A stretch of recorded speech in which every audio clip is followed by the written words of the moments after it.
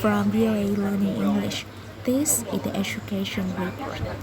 60 years, the highest court in the United States changes American education.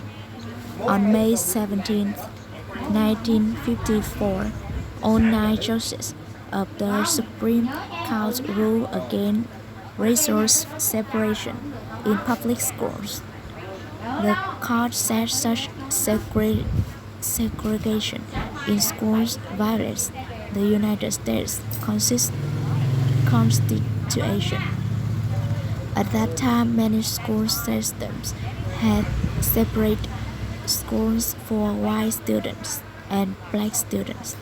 The segregation was the result of the court's ruling from 1896 that decision permits so-called separate but equal schools. Some schools had only white children, others had only black children.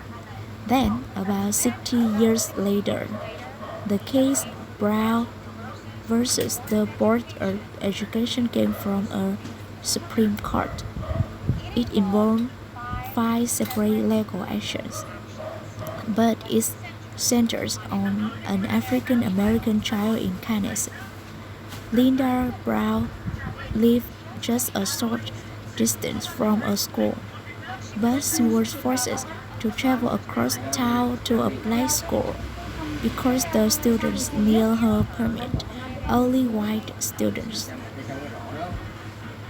Addison's Frank Kors teaches law at Howard University in Washington, D.C.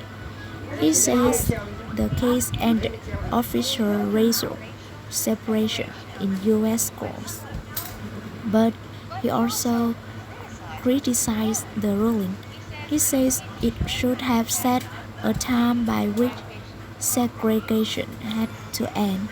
Some segregated schools did not obey the Supreme Court ruling until the 1960s. Even today, many schools are still effectively segregated. It's 2012 the Civil Rights Project at the University of California students' racial population in schools.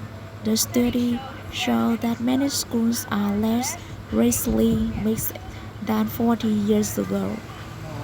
The study says social and economic issues are partly to blame.